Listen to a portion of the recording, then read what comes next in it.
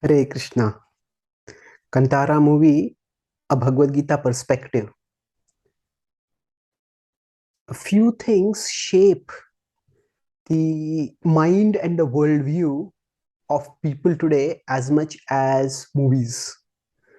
And we see in the Indian movie industry more and more uh, endeavor to replicate traditional Indic worldviews drawn from the Vedic scriptures.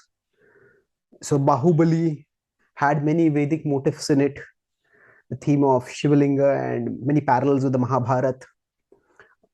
And Kantara goes further and it doesn't just draw some themes or motifs or images, it actually depicts a worldview that is not so familiar to the modern mind, and that is very different from the worldview that are typically depicted in movies.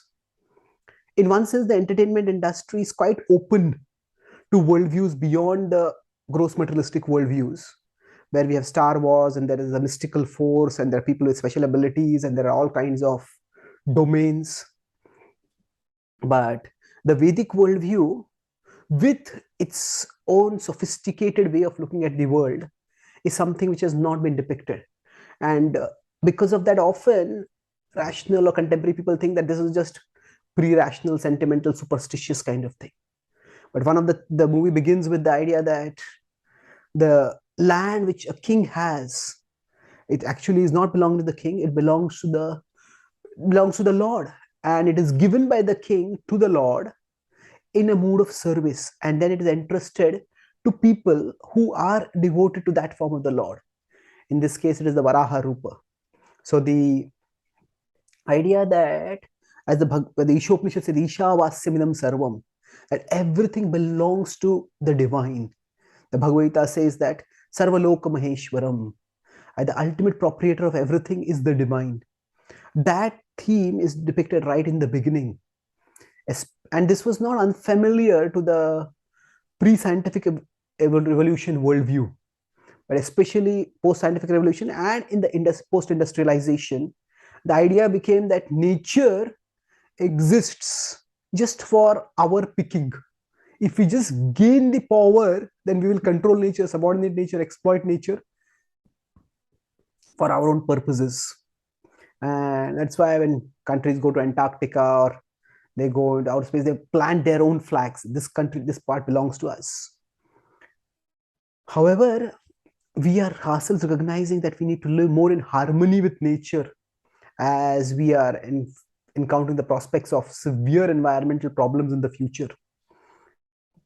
So that worldview where nature is sacred, that is very vivid, that is the underlying theme. And then whom does the forest belong to? Whom does the area belong to? Does it belong to the government? The government may seem to have benevolent intentions to preserve the flora and fauna, the wildlife over there.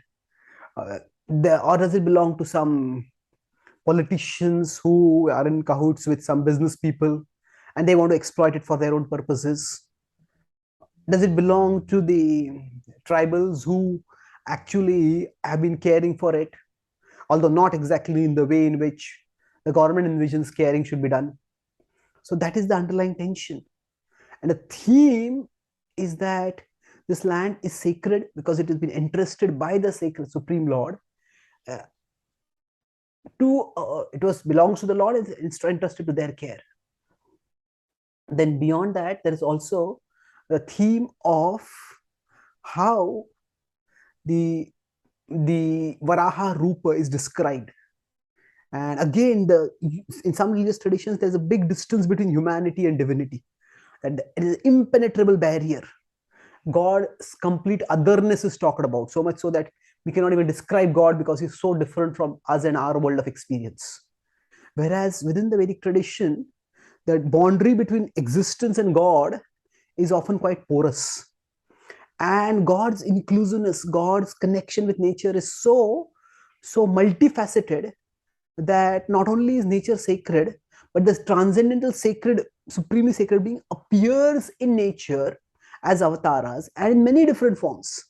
not just in human-like forms, but even in forms from nature. Like we have the Matsya avatar, we have the Varaha avatar, the Kurma avatar, the Lord as a boar, the Lord as a fish, the Lord as a tortoise. So all these are described, and they describe how the divinity is not restricted to humanity and human imagination or human conceptions. The scope of divinity extends and embraces all of existence. And then there is the depiction of Avesh. That avatar is the divine, the descent of the divine intermittently throughout history, Sambhavami Yuge Yuge. But Avesh is where a, a fraction of the divine or a empowerment of the divine comes into this world through some human agents. And at those times, those human agents become completely transformed. They gain access to a power that is beyond ordinary human power. And again, that is depicted here. The main protagonist is called Shiva. He comes on a bull like Nandi, and his forest cottage is called Kailash. So that motive is also there.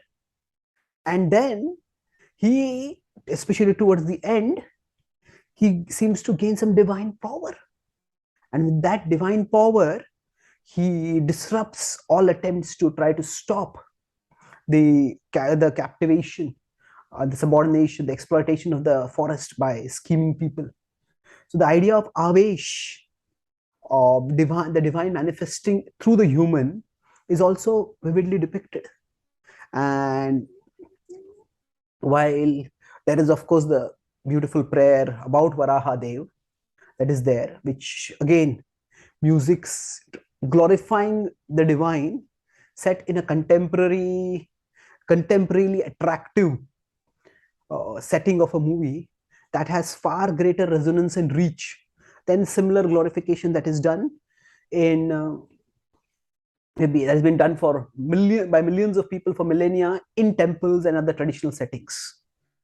So it is encouraging to see that overall, more and more, not just themes and names from traditional Indian wisdom are being adopted and depicted in movies, but now entire worldviews are being depicted, and that is all being done in a way that is entertaining and appealing, so that even those who are otherwise not interested in the divine, in Krishna, in bhakti, or anything spiritual, some level of spirituality can be infused with their consciousness, and some spiritual interest can be triggered.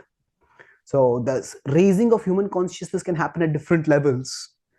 For those whose consciousness is already elevated enough to be absorbed in the divine directly, for them, contemporary means of entertaining presentations of the divine and the divine centered worldview may not be necessary. But for most of humanity, such are the mediums by which the divine stays in the popular mind and slowly starts carving out a space there. The divine has to gain entrance into the human mind before the divine can entrance the human mind. We can pray that entrancing of the human mind can also happen more and more through the sharing of the spiritual wisdom centered on divine love. Thank you. Hare Krishna.